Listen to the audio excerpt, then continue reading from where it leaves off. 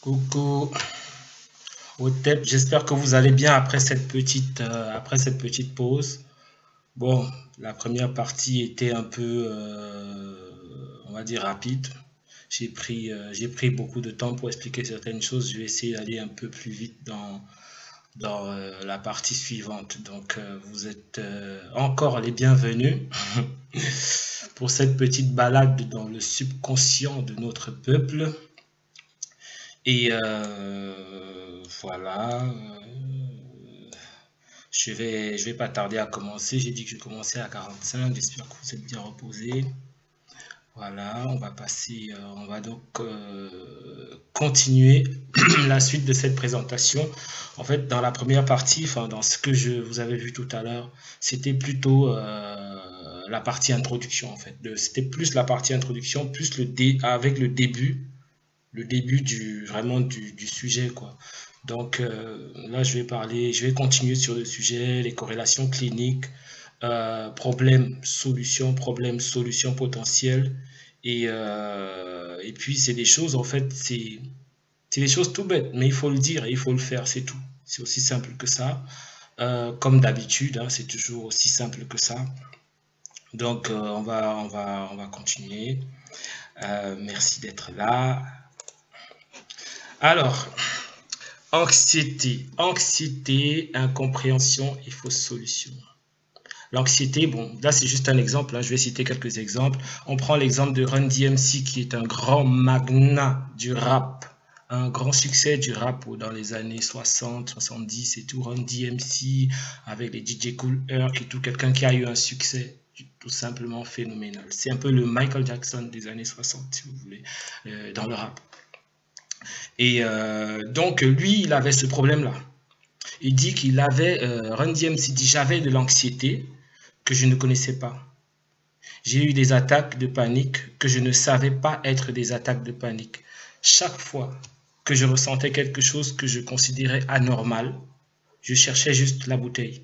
Donc, en fait, dans notre communauté, lorsque nous buvons parfois et beaucoup et tout, lorsqu'on a quand même une culture de la bouteille, quoi, il faut le dire, enfin une culture, on va dire une déculture, une acculturation de la bouteille, on va dire. Et justement, lui, il le disait, lui, pour soigner ses angoisses, qui pensaient être des angoisses normales, en fait, ce qui en réalité n'était pas des angoisses normales. Lui, c'était la bouteille, j'ai sommeil et puis je dors. Voilà, il faut pas. Et il a eu de gros soucis. Il s'est ruiné, il s'est quasiment ruiné. Run DMC, il s'est quasiment ruiné. Et c'est quand il a fait sa psychothérapie qu'il a donc retrouvé une vie normale. Vous le voyez là, papa épanoui avec sa femme et sa ribambelle d'enfants.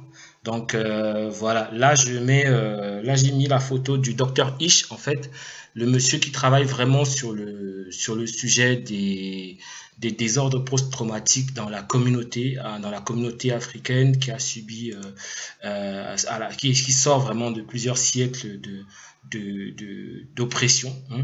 Elle est même très forte parce que d'autres n'auraient pas survécu. Je pense que, et si déjà elle est forte, en ayant subi toutes ces sévices, toute cette oppression, elle est forte. Je me demande bien ce qu'elle serait si elle n'avait pas subi tout ça. Donc on a le docteur Ish là, c'est de lui un peu que s'inspire ma présentation, de son travail. Et il y a d'autres psychiatres aussi qui ont travaillé dessus. Voilà, les Mind Matters qui ont travaillé dessus. Et puis on a le cas typique, le cas réel de Iverson, qui a été un grand basketteur. Pour ceux qui connaissent un peu, Iverson avait un succès tout simplement phénoménal et il s'est ruiné complètement parce que justement il n'avait pas mis le doigt sur ce problème-là. On peut avoir réussi sa vie matériellement, c'est-à-dire même socialement, mais avoir toujours quelque chose qui cloche en soi. Donc il faut bien se checker, il faut bien checker. Et ça, c'est pas de notre... Bon, on a 100% de responsabilité, hein. À partir du moment où on sait qu'il y a quelque chose qui ne va pas, on a 100% de responsabilité. Mais oui, c'est du subconscient, ça relève du subconscient, il faut déjà s'en rendre compte. Il faut déjà s'en rendre compte. Donc, voilà. Ensuite, maintenant, je vais essayer d'accélérer un peu parce que je crois que j'ai pris beaucoup de temps.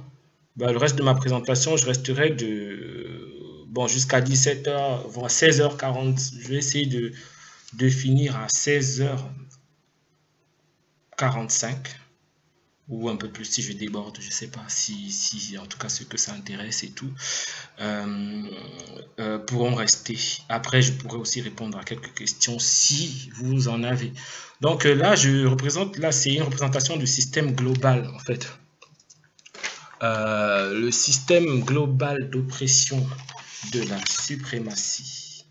Comment il fonctionne le système global d'oppression?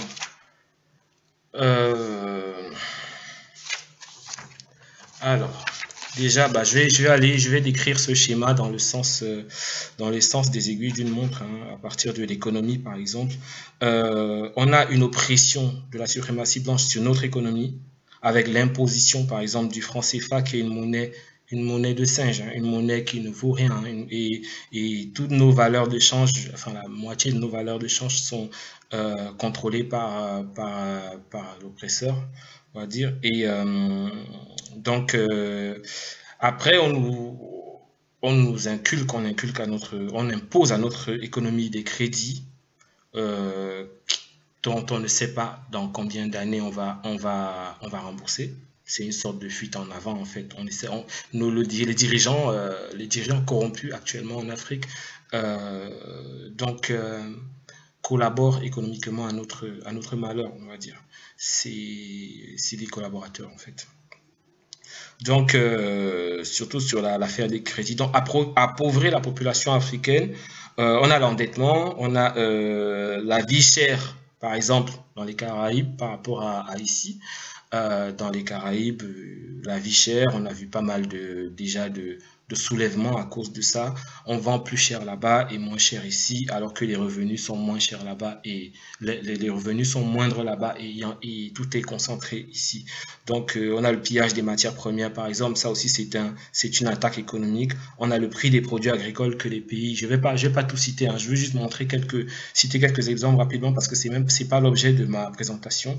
Donc, je vais quand même citer rapidement. On a les prix des produits agricoles qui sont pas décidés par nous économiquement. On a la discrimination aux opportunités.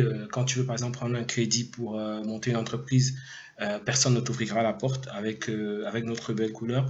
Mais quand tu es d'origine africaine, mais ce sera beaucoup plus facile pour quelqu'un d'autre de la bonne communauté, on va dire, de trouver un crédit pour entreprendre, mais pas si c'est un crédit pour la maison, d'accord. Ça, on donne ça à tout le monde à partir du moment où tu es payé et que tu es prêt à vendre ta vie, enfin, à vendre ton temps de ta vie parce que tu vas devoir travailler des dizaines d'années pour rembourser cet argent.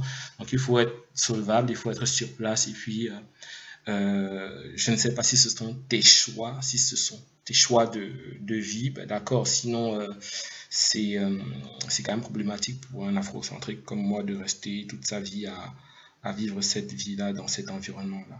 Alors, plutôt être indépendant. Donc, dans le domaine de l'éducation et des médias, l'éducation qu'on nous donne est eurocentrée. La suprématie blanche s'arrange à ce qu'on ait une éducation eurocentrée qui t'amène la pression à nos dirigeants, que ce soit en Amérique, en Afrique ou partout où on se trouve désormais, je vais dire ça parce que partout où on se trouve, il y a le mépris de l'apport des Africains dans tous les domaines. L'apport historique de l'Afrique, les humanités classiques africaines ne sont pas valorisées, ne sont même pas connues, on étouffe même. Étouffement de la connaissance des humanités classiques africaines à travers le monde et sa diaspora. C'est pour ça que nous sommes là pour essayer de vulgariser ça un maximum. Économie aussi au niveau social, hein, voie de garage pour nos enfants qui ne trouveront pas un bon boulot et par conséquent seront matériellement, enfin financièrement instables ou précaires. Donc ils nous imposent leur projet civilisationnel En fait, nous, dans notre projet civilisationnel, nous n'arrivons pas à le mettre en place, enfin, nous le mettons en place sporadiquement, comme ça, par groupe, mais un jour, je suis certain que ça viendra. Dans le travail, pareil, on a la discrimination en embauche, la stagnation, tu n'auras pas de poste de responsabilité, tu vas rester là, tu vas passer ta vie un peu à tourner en rond. On a le droit et la justice. Dans le droit et la justice, les incarcérations de masse en Amérique, des New Jim Crow, et même, ils vont encore même plus loin, c'est que dans des incarcérations de masse, les usines maintenant construisent les prisons parce que le travail est beaucoup moindre, moins payé. La fabrique des baskets, par exemple, un prisonnier peut gagner 1 € par heure, alors qu'à l'extérieur, il peut gagner 12 euros, enfin, on va dire dollars, mais je veux dire que c'est devenu un business, quoi. C'est devenu un business, ça permet de construire les prisons, le travail des prisonniers, hein, de nos frères et sœurs, de nos frères et sœurs qui sont en prison, est devenu une manne financière pour les autorités judiciaires, pour les industries qui commencent à faire le travail gratuit. Donc ça crée d'autres vices en fait. Et comme ça, il faut à tout prix remplir les prisons parce qu'on a besoin de main-d'œuvre gratuite. Et devinez qui c'est qu'on met sur cette main-d'œuvre gratuite. Qui est la majorité de population carcérale? Ben, c'est bien nous. C'est bien nous. Donc, on a le kidnapping, par exemple, toujours le droit et la justice. Hein. On a kidnappé, par exemple, Laurent Gbagbo, on va le mettre à La Haye, parce que c'est un système international. Ceux qui essayent souvent de sectionner la chose, ils n'ont pas compris, ils n'arrivent pas à voir la globalité du problème dans sa globalité. C'est un problème international. La cour de La Haye, là, c'est une cour pour stopper tout dirigeant, je dis bien tout dirigeant qui veut favoriser l'émergence de son peuple, l'épanouissement de son peuple. Tout dirigeant qui va dans le sens des intérêts des humanités classiques africaines, il risque de se faire mettre à la haie. Donc ça aussi, c'est une sorte de pouvoir de leur justice, on va dire. En politique, bon, je ne vais pas tourner autour du pot. Hein. Déjà, il faut être élu et tout. Dans certains pays, on a plus ou moins, mais en général, c'est quand tu courbes les chines, c'est quand tu décides de faire ce que ton maître te dit, le marionnettiste et la marionnette. On a vu beaucoup de cas, je vais pas citer, je vais passer, c'est pas le sujet. Dans la religion, pareil, une image eurocentrée de Dieu, un Jésus tout blanc aux yeux bleus, sans compter aussi dans l'islam aussi, il y a cette relation-là au négrophobe, hein, qui est fondamentalement négrophobe, tout comme le christianisme et d'autres religions importées. L'escroquerie des gourous, des pasteurs et tout ça, qui viennent raconter leur vie et qui rendent encore plus pauvres des gens qui sont déjà pauvres, qui s'enrichissent, qui roulent en limousine, qui ont des jets privés dans certaines régions du monde et tout. Bon, j'en passe, je ne vais pas rester dessus. On a le sexe, évidemment. Dans le domaine sexuel de la reproduction, par exemple, ils se mettent toujours en avant.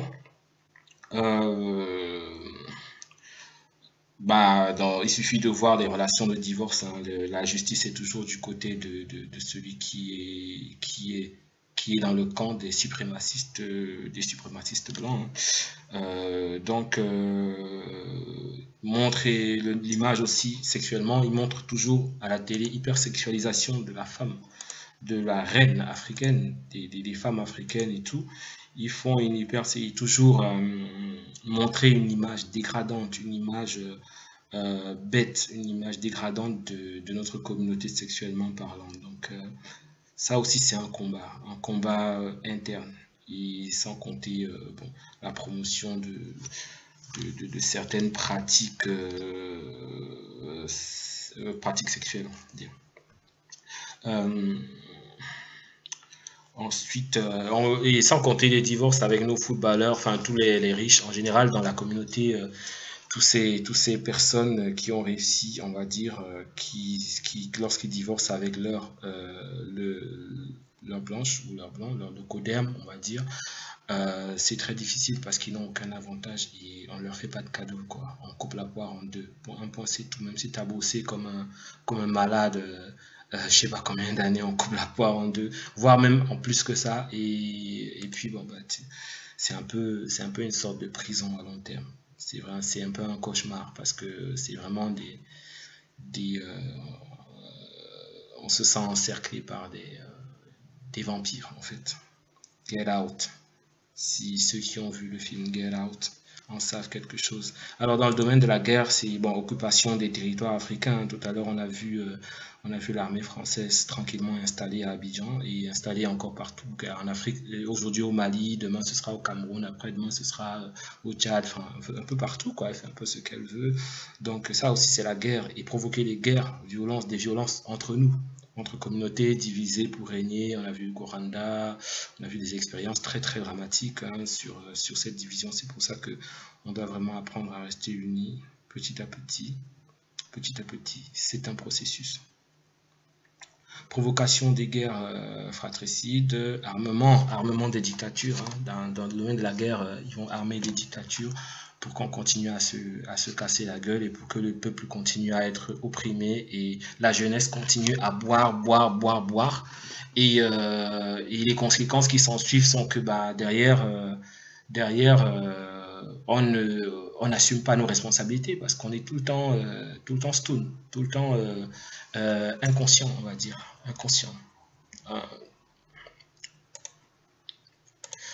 Corrélation clinique dans cette partie, en fait, ouais, de cette, ouais, en ce qui concerne cette partie, enfin, je vais parler de la peur dans les deux motivations de la peur, en fait, chez un être humain, d'après notre cher psychiatre, nos psychiatres qui ont travaillé dessus. Alors, on a deux grandes raisons de peur. Les grandes peurs et la priorité est aux plus grandes peurs en fait. On donne toujours la priorité aux plus grandes peurs et aux plus grands plaisirs dans nos choix. Si on a le choix entre une plus grande peur et une plus petite peur, on va essayer de fuir la plus grande. Enfin, la plus grande peur qui va nous faire prendre des décisions en fait. Si par exemple j'ai peur de, je sais pas moi, de sortir, alors c'est cette peur-là. Si c'est ma plus grande peur, je vais rester à la maison. Ma décision première sera de rester à la maison quoi qu'il arrive quoi. Et inversement. Donc c'est toujours dans les conséquences du prolongement chronique de l'anxiété. C'est-à-dire on est toujours dans la ligne supérieure en rouge, c'est toujours du PTSD, Post-Traumatic Stress Disorder. Donc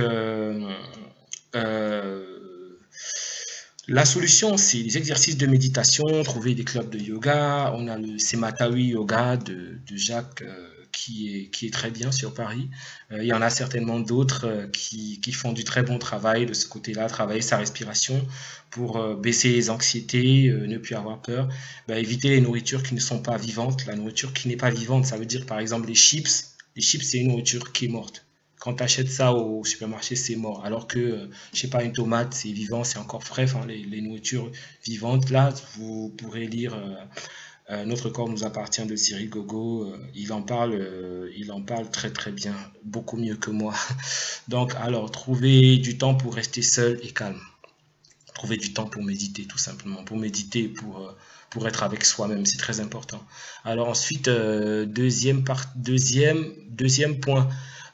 Priorité à la peur primaire. Alors, les peurs primaires chez l'enfant se caractérisent par la peur. Enfin, non, c'est pas ce dont je voulais te parler. Là, c'est la prochaine partie. Ici, les hormones de guerre, comme je vous disais tout à l'heure, les hormones de guerre, adrénaline et cortisol, les hormones de guerre sécrétées à long terme. En fait, ce sont des hormones qui permettent normalement de calmer la peur, de calmer la douleur, de calmer l'anxiété. L'adrénaline, par exemple, et le cortisol permettent de calmer l'anxiété. Mais si tu as des crises tous les jours, à longueur de journée, le taux de cortisol ne redescend pas, il reste dans le sang. Il reste présent et il affaiblit ton système immunitaire, il provoque des troubles psychiques et tout. Et pour résoudre ce problème-là, il faut garder ses pensées toujours positives pour éviter de rentrer dans une spirale où on n'a que des pensées positives, une succession d'angoisses, une production de cortisol tout au long de la journée, tout au long de la semaine, tout au long du mois. Après, tu tombes malade. Ça, c'est sûr. Tu auras des douleurs partout. Les douleurs de dos, les petites douleurs parfois, bizarres qu'on a, on ne comprend pas pourquoi on a mal ici, pourquoi on a mal là. En général, c'est dû à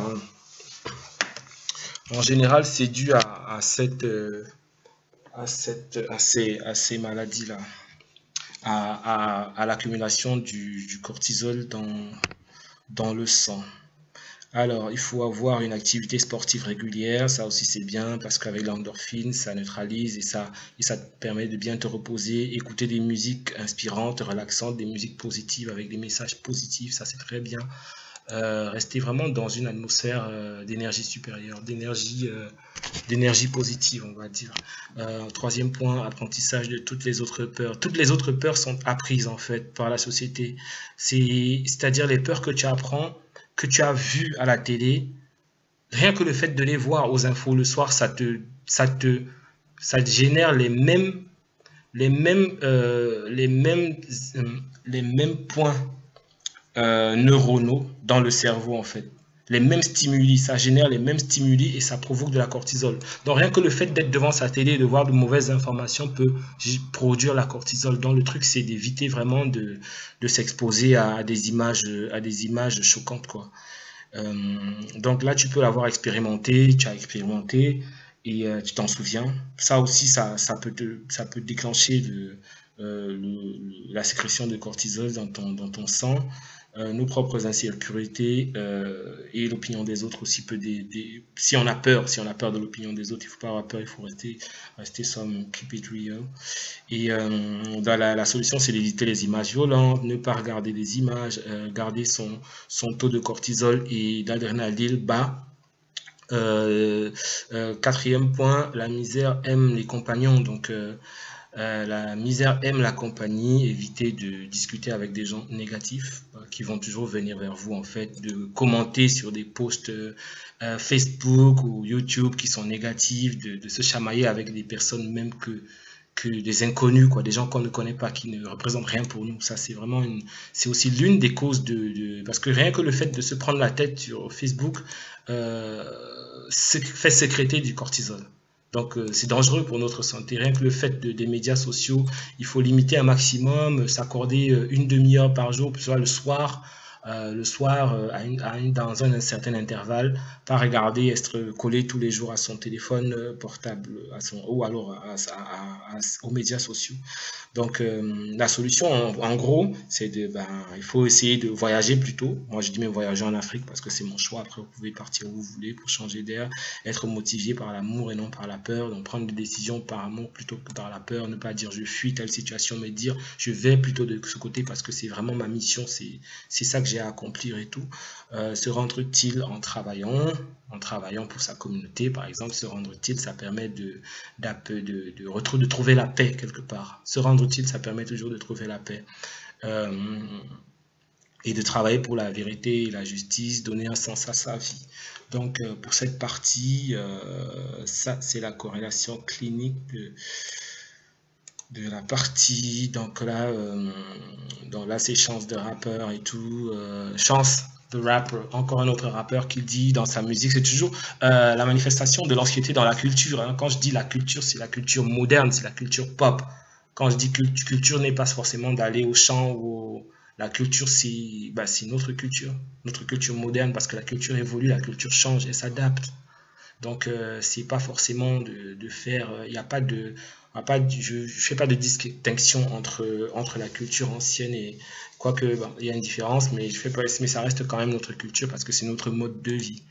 Donc, il y a le rappeur Chance qui dit, je pense que l'anxiété est aussi quelque chose à laquelle je viens d'être exposé. Il venait de le savoir. Chance, c'est celui-là que vous voyez sur la droite avec sa copine, sa femme. Une très grande conversation et une idée à laquelle je suis initié en ce moment. Elle est la santé mentale noire. La santé mentale noire. Il y travaille, enfin beaucoup de gens y travaillent désormais et beaucoup de rappeurs célèbres, par exemple comme Jay-Z a fait quasiment 3 ans de psychothérapie, même si c'est l'un des hommes les plus puissants quand même on va dire dans le showbiz du hip-hop aujourd'hui. Parce que pendant longtemps, ce n'était pas une chose dont nous avons parlé. Donc ça, c'est Chance the Rapper qui le dit. Après, ouais, je mets quelques exemples de rappeurs là en dessous qui sont très célèbres, hein, on va dire vraiment des grands boss de la culture hip-hop. On a Ice Cube, 50 Cent, DMX, LL Cool J. Bon, je les mets en famille en général parce que moi je pense que c'est encore plus beau de mettre un de nos, enfin, un de nos artistes avec sa dame, parce que en général, sans cette dame-là, il ne serait pas ce qu'il est, puisqu'il trouve son équilibre là-dedans. Et c'est ça qui lui donne la force. C'est pour ça que moi je dis, la femme noire, c'est la bombe atomique de l'homme noir. Donc pour avancer, pour percer, il faut souvent avoir une femme de chez soi, une femme comme soi, qui comprend les vrais problèmes, qui comprend nos problèmes. Oui, ce n'est pas par hasard que je mets les photos. Je mets les photos parce que c'est beau à voir. Et puis bon, et pour citer mes exemples également. Voilà. Ensuite, la différence de prise dans les prises de choix, en fait, enfin, pour savoir un peu, quelque chose qui permet de savoir si on est en PTSD ou pas, c'est en fait les activités, hein, de la vie quotidienne. Vous voyez le cortisol, j'ai mis là-haut à gauche. Le cortisol est produit par le cerveau. Le cortisol affaiblit le système immunitaire. Le cortisol rend dépressif. Euh, euh, décroît la sensibilité à la peine. En fait, c'est son rôle naturel, mais ça devient nocif à long terme. Ça devient très nocif, quoi. Il faut le réduire. Et le réduire, c'est rester calme, c'est rester still, rester concentré, rester focus. Et c'est de ça que je parle ici. Donc, je vais aller rapidement, hein. Ici, on voit bien que quelqu'un qui est dans toutes les directions, qui est sous la voie du désordre post-traumatique, en général, il est embrouillé, il est partout et nulle part, en fait. Il ne sait pas trop par où commencer, quoi faire et tout. Et quelqu'un d'équilibré, focus, qui fait les choix par amour. Celui qui est dominé par la peur à côté, il va aller dans toutes les directions. Par contre, celui qui est dominé par l'amour va choisir une seule direction, il va concentrer son énergie et il va être beaucoup plus efficace. Vu que c'est ce que présente la courbe elle est beaucoup plus longue. Quand tu concentres ton énergie dans une seule direction, tu vas être beaucoup plus focus, plus efficace et que tu vas aller beaucoup plus loin. Donc à gauche, par exemple, la peur, celui qui a peur va dire je dois faire. Celui qui choisit par amour va dire je choisis de faire. Pour celui de gauche, c'est une obligation. Pour celui de droite, c'est vraiment un choix. Tout est important à gauche. À droite, juste peu de choses comptent. Bon, j'ai un petit collage. Alors, en 3, comment être partout? Il se pose la question comment être partout à la fois. Celui de droite celui qui choisit par amour va dire quel est le compromis. Qu'est-ce que moi je choisis de faire par rapport à quels critères en fait. Celui de gauche a peur, celui de droite analyse, celui de gauche hésite. Celui de droite est déterminé, ainsi de suite, 1, 2, 3, jusqu'à 20. C'est juste quelques caractéristiques de celui de gauche. Ici, en 16, par exemple, il va passer son temps à prier. Hein. On voit beaucoup ça dans notre communauté. Celui de droite, il passe à l'action. 16, 16. C'est deux. Donc, tous ceux qui sont dans les églises, là, tous ceux qui sont, on va dire, fanatiques, que ce soit dans de religieux, que ce soit l'islam, hein, l'islam ou chrétien, noirs, ils sont tout le temps en train de prier, tout le temps en train de dire que ouais, Dieu a fait ceci, Dieu a fait cela. Tiens, je veux dire fataliste quoi. C'est Dieu qui voulait que j'ai échoué, c'est Dieu qui le voulait. Non, c'est toi, tu n'as pas pris les bonnes décisions. Donc c'est toujours cette histoire de prière là. Je vais aller à la prière, on prie, on chante, on crie, on devient de plus en plus fou.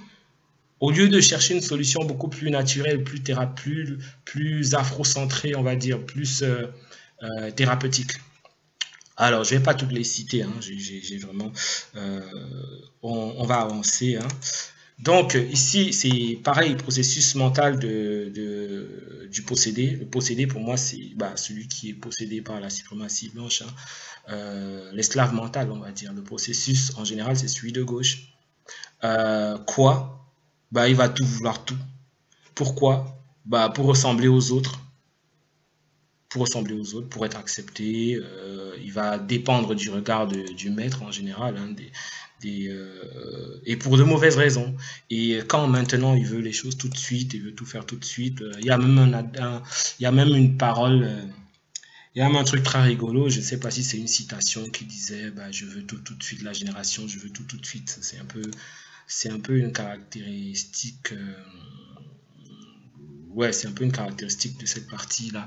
Et c'est très frustrant, vu que quand on veut tout tout de suite, maintenant, quand on veut tout, et pour les mauvaises raisons, là, on est sûr de tomber dans une grosse frustration. À droite, par contre, le point de plus haute contribution, quand on fait le bon choix, quoi on fait le bon choix, pourquoi, pour les bonnes raisons. Moi, par exemple, je dirais, pour moi, une bonne raison, c'est honorer ses ancêtres qui se sont sacrifiés pour qu'on soit là pour les bonnes raisons, ici, aujourd'hui et maintenant. Donc, quand au bon moment, on ne peut pas tout avoir tout le temps. Mais il y a toujours un bon moment lorsqu'on est concentré, lorsqu'on est calme, lorsqu'on est posé, il y a toujours un bon moment pour faire quoi que ce soit. Chaque chose à son temps, dit-on. Donc, voilà la peur de la thérapie. En fait, on se rend compte que beaucoup d'afro-descendants, enfin d'africains, africains ont peur de la thérapie. Ici, on a Tenitra, qui est une très grande artiste aussi, que je cite parce que j'aime bien la culture hip-hop et tout. J'aime bien, je pense que c'est une partie de nous également. Donc, elle dit, on nous apprend à aller à l'église et à prier à ce sujet, au sujet de PTSD, des troubles post-traumatiques. Le Seigneur va nous guérir. Eh bien, en attendant, je crois que les gens à qui Dieu a donné les talents de guérison, les médecins, les docteurs, les thérapeutes, c'est votre guérison. Donc, il faut aller voir les thérapeutes. Prenez-le à votre avantage. Allez voir un professionnel pour qu'il puisse vous évaluer. C'est OK, mais c'est OK d'aller chercher de l'aide. Il faut chercher de l'aide. On n'est pas plus fort que... on n'est pas plus fort que la maladie, je veux dire, à un moment donné. Surtout, pire encore, c'est quand on ne sait pas qu'on est malade. C'est une autre paire de manches. On avance. On avance. Alors, on va ensuite... Bon, juste quelques exemples. 10 signes que tu ne t'aimes pas. 10 signes que tu ne t'aimes pas. Parce qu'il y a des signes qui montrent. Parce que c'est facile de dire je ne m'aime pas, je m'aime. Tout le monde croit qu'il s'aime. En fait, c'est facile de se dire en face du miroir. C'est dans tes actions que tu sais si tu t'aimes ou tu t'aimes pas. Parce que c'est un processus psychique. Donc, tu n'as pas forcément le contrôle dessus. Ça fait partie de ton subconscient. D'accord. Tu es constamment en train de changer ou de cacher ton apparence physique, particulièrement tes caractéristiques africaines. 2, tu n'entretiens pas ton corps, parce que le corps c'est un temple. Dans notre spiritualité africaine, le corps c'est un temple, parce qu'on doit le sublimer son corps, on doit atteindre un degré de divinité, parce que la divinité est en l'homme. Elle est en l'homme et elle est à l'extérieur de l'homme. C'est être la meilleure version de soi, mais la version divine de soi, en fait. Il y a beaucoup de livres aussi sur la spiritualité africaine. Pour ceux qui ne connaissent pas, la librairie Tameri en offre pas mal et tout, qui permettent de comprendre un peu les bases, les fondements et tout. Donc, alors, tu mens sur ta vie et ton passé pour cacher les choses ou faire que ta vie ait l'air meilleure qu'elle ne l'est en réalité. Tu trouves toujours quelque chose de mauvais en toi. Donc tu te méprises, tu dis ah, ça n'est pas bien. Donc tu te plains un peu sur toi-même un peu tout le temps. Donc quand tu te plains beaucoup sur toi-même, sur ton apparence, ou alors sur ton caractère, c'est un signe que tu t'aimes pas. Et c'est rémédiable, tu peux remédier à ça juste en travaillant sur toi. Tu parles de toi en mal et penses à te suicider, par exemple. Tu détestes les personnes qui te ressemblent. La preuve, tout ce qu'on a assisté au-dessus, tous qui sont prêts à taper sur le premier noir, mais prêts à pardonner les siècles d'écartèlement, de viols, de coups de fouet, de bombardements, d'humiliation, de prison, de meurtre, de viol. mais incapable de pardonner à soi-même. Voilà un peu ce qui se passe. Alors 7, tu n'as pas envie d'être noir et tu utilises tous les mots possibles pour dire que tu es autre chose. Ouais, je suis ci, je suis ça, mais bon. Ça aussi, c'est une façon de se fuir soi-même. Enfin, c'est un peu normal hein, quand tu as passé toute ta vie à avoir une éducation négrophobe. Ça peut se comprendre, mais ça doit se soigner. Donc voilà. Alors tu essayes d'éviter ton peuple un maximum en 8 et de t'en aller loin de lui. C'est vrai que notre peuple a beaucoup de... On subit beaucoup de pression, on a beaucoup de tard actuellement, on traverse, mais aussi on voit des lumières, on a beaucoup de choses positives aussi, on voit beaucoup de changements, beaucoup d'énergie positive. Le truc, c'est pas de fuir son peuple complètement, mais de choisir vraiment ceux avec qui on partage les mêmes valeurs et de construire avec eux, le subconscient africain du futur, c'est-à-dire un subconscient d'unité, de force, de royauté et, euh, et de divinité. Oui, c'est ça. Alors, en 9, tu préfères être saoul ou défoncé plutôt que de penser à ta vie. Bah, il y a des gens, H24, ils sont tout le temps, ils fuient tellement leurs pensées conscientes que bah, ils sont tout le temps défoncés, tout le temps bourrés, et du coup infréquentables, socialement ils s'isolent aussi des opportunités, et du coup bah, ça rejoint tout ce dont j'ai déjà parlé au-dessus. Donc tu ne peux pas dire honnêtement je m'aime sans avoir l'air drôle. Ouais, bah oui. Si tu t'aimes pas pour de vrai, tu pourras pas le dire. Ça, tu vas bégayer quand on va te dire est-ce que tu t'aimes ou tu t'aimes pas. Tu vas bégayer, tu vas être devant le truc, bah, je sais trop pas. Ou alors dire oui, bah, juste pour faire plaisir, mais en fait, en réalité, nada. Donc, bah, les signes d'insécurité, ça, il y a aussi des signes d'insécurité qui montrent que voilà, on est spécialement atteint bah, on est atteint par le sentiment par la haine de soi, hein, la haine de soi, la négrophobie interne, et l'anxiété justement liée qui s'attache à cette négrophobie. Euh, donc, dire à haute voix dire à haute voix qu'on contrôle tout pour se rassurer soi-même, vouloir contrôler tout ce que fait son partenaire, par exemple, parfois en couple et tout, ou en amitié, essayer de discréditer les amis de son partenaire, ne pas pouvoir sortir de chez soi sans déguisement, par exemple. Bah, je vais pas rentrer dans les détails, hein. Si on est honnête avec soi, on comprend ce que ça veut dire, les déguisements. Utiliser le déguisement pour être complètement différent de son apparence naturelle, se redécorer comme un blanc ou une blanche. Oui, il y a des gens qui se redécorent. Quand on regarde le film Malcolm X et tout, où ils se lissent les cheveux et tout, ça, c'est un cas typique, hein. Ben justement, Malcolm X, c'est vraiment la preuve qu'on peut partir de la boue pour aller vers la royauté, quoi. Et on peut changer, évoluer avec le temps, à condition qu'on se remette en question. Alors, passer beaucoup de temps à défoncer, saouler, pour oublier sa réalité, ça c'était au-dessus déjà. Avoir peur d'avoir des sentiments pour quelqu'un, bah, ça aussi c'est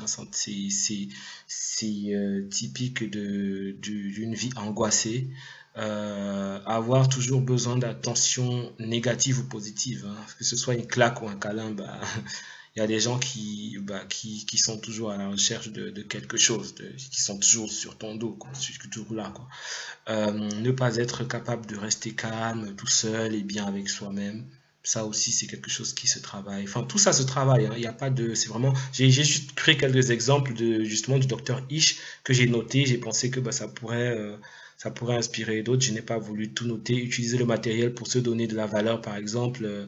On appelle ça se vanter et tout, enfin, farouter, utiliser le matériel, un peu du genre dandy ou comment sapologue et tout, qui sont habillés, qui font de leur valeur, appuient leur valeur vraiment sur l'apparence physique. Tout est dans l'apparence, rien à l'intérieur. Bah, tonneau vide, quoi. Tonneau vide qui fait beaucoup de bruit quand tu le balances. Il dévale la colline boudoum, boudoum, boudoum, on le voit venir de loin. Donc c'est un peu ça c'est ça le décor, hein, c'est ça un peu le schéma. Considérer considérer que tous ces atouts ne sont que physiques, voilà. Bon, je vais pas commenter sans commentaire. Avoir tout le temps besoin de savoir avec qui son partenaire était, ce qu'il fait, nanana, jalousie paranoïaque, quoi. Croire que, s'imaginer des choses. Ça, c'est le fort du PTSD. C'est-à-dire, je citais un peu plus haut le cas des soldats qui revenaient de front et qui se levaient la nuit, qui s'imaginaient que on venait de leur donner une mission avec leurs armes et qui entraient un peu partout, tirer sur les innocents. Donc, c'est le cas typique de quelqu'un qui s'imagine tout un scénario que son partenaire serait en train de faire alors que le pauvre, pauvre ne faisait était tout innocent. Donc, d'où la nécessité de la communication dont j'ai parlé tout à l'heure. Regarder les messages, contrôler, bon, bref. Donc, c'est un peu on va dire, c'est les caractéristiques physiques, on va dire, tangibles palpables de ce phénomène, toujours lié au PTSD, je rappelle, lié à un taux de cortisol élevé dans le sang, lié à un héritage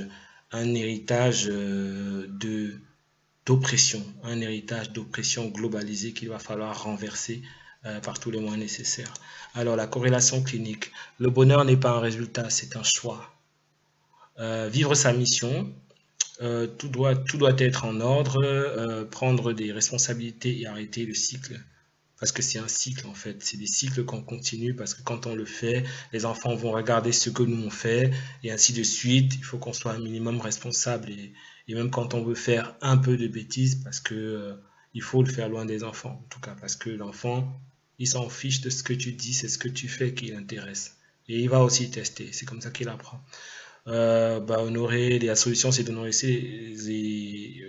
les ancêtres justement, la connaissance de soi, la connaissance de son histoire. Quand on connaît ça, on acquiert plus de confiance en soi, c'est-à-dire on acquiert plus de valorisation et on sait de quoi on est capable, on sait ce qu'on a fait dans l'histoire.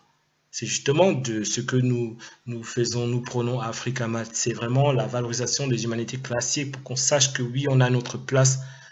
On a une place centrale dans cette humanité. On a enseigné aux autres tout ce qu'ils savent en fait dans tous les domaines. Donc deuxième point, nos propres insécurités nous trahissent. On a parfois un soi public et un soi privé. On doit créer. Donc le docteur Ish demande de créer l'ordre, de réconcilier les deux choix, en fait, le choix public et le choix privé, c'est-à-dire de faire en sorte que les deux puissent se mettre d'accord, faire la paix, et marcher ensemble, quoi, s'accorder en fait. Ça s'appelle être aligné. Peur des délations aux autorités. Bon, ça aussi, c'est l'une des peurs que les Noirs ont, c'est quand ils vont chez un psychiatre, par exemple, parce que il faut dire que la majorité des psychiatres sont blancs et ils ont peur d'être que ce qui sort de leur bouche là-bas soit répété à la police, par exemple. Tu vas dire oui, j'ai tué j'ai tué mon adversaire, je l'ai mis dans un sac et je l'ai jeté dans un lac et j'arrive plus à le dormir. Je le vois revenir tous les jours. Si la psychothérapie n'est pas honnête, elle n'aura pas d'effet. Donc, tu seras en train de gaspiller ton argent. Donc, c'est cette nécessité de franchise avec son thérapeute qui fait que dans la communauté noire, on est très hésitant. Donc, incongruence chronique. L'incongruence chronique, c'est justement le fait de rester longtemps, longtemps en plusieurs morceaux, hein. En anglais, on dit keep yourself together. Ça veut dire I want to keep yourself. Ça veut dire se regrouper. Parfois, on est dispersé, comme je disais, soit public, soit privé, plusieurs soins, schizophrénie. Et le truc, c'est de rassembler vraiment tout ça. Ça part des exercices de respiration, de méditation dont j'ai parlé un peu plus haut. Il faut être fier de son parcours. C'est un des choix. Il faut, même si le parcours était difficile, tant qu'on est vivant, ça veut dire qu'on a survécu, ça veut dire qu'on a réussi à survivre. C'est déjà une victoire. On a réussi on a traversé plusieurs tempêtes, on a réussi, on a tous des succès. Dans la vie, on a tous des succès. Il n'y a personne sur cette terre qui n'a pas de succès, de réussite, un certain nombre de succès, de réussite. Donc, il faut vraiment focaliser pour se redonner de la valeur à soi. Alors, refuser son histoire, compartiment. Parce que parfois, ce que les gens font en haut toujours, hein, surtout tous ces facteurs qui mènent toujours au, au désordre post-traumatique, c'est de refuser son histoire, de faire une compartimentalisation. Je ne sais pas si ça existe en français, mais en anglais, ça existe, mais il y a des gens qui compartimentalisent quand on subit un choc, par exemple, on a tellement de chocs au même moment qu'on est obligé de ranger en stock. C'est-à-dire, on est obligé de trouver un endroit dans son cerveau pour ranger en stock. Et c'est pour ça que certains subissent souvent des traumatismes dont ils ne se souviennent même pas. Ils deviennent amnésiques parce que là, le choc était tellement fort, il y avait tellement de chocs au même moment que il a fallu faire un stop, quoi. Et ne régler que les chocs qu'on pouvait régler à ce moment-là. Donc, il faut se pardonner à soi également pour sa vie, pour ses erreurs, ne pas avoir de regrets, se pardonner avant de ce qu'on a fait de mal, vis-à-vis de soi-même, hein, pas forcément vis-à-vis des autres. Savoir que chacun de nous est quelqu'un de spécial, et puis est venu là, sur cette terre, pour une mission. Parce que, voilà, si c'est nous qui sommes là, ça aurait pu être d'autres personnes. Parce que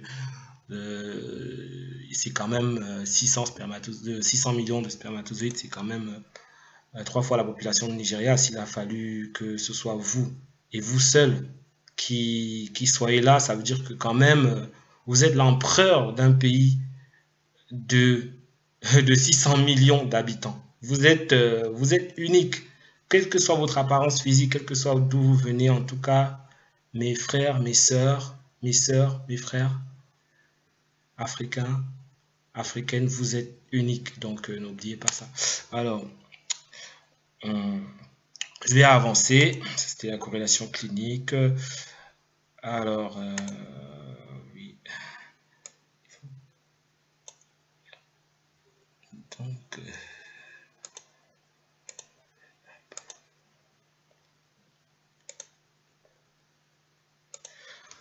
Donc, voilà, je me rends compte que c'est la fin. Oui, effectivement, c'est la fin de cette partie parce que en fait, je me suis rendu compte que là, quand même, j'ai mis les ouvrages que j'ai utilisés pour faire ce travail, enfin les ouvrages qui m'ont inspiré, Miss Education of the Negro, qui m'a beaucoup inspiré également.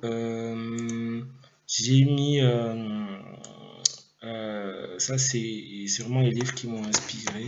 On va dire, il y a les livres de Christelle Kedi, il y a les dossiers d'Isis, après j'ai un peu fait un mélange avec ce que je savais déjà. Il y a pour les enfants, pour l'éducation des enfants et l'histoire, il y a le livre de Jalissa Sekhmet qui est très intéressant. Pour la mauvaise éducation du noir, c'est-à-dire de Gardner J. Woodson ou Miss Education of the Negro. Il y a les dossiers d'Isis qui permettent vraiment de comprendre le problème dans sa globalité. Le meilleur, moi je pense que l'un des meilleurs ouvrages sur la psychanalyse. C'est une psychiatre qui a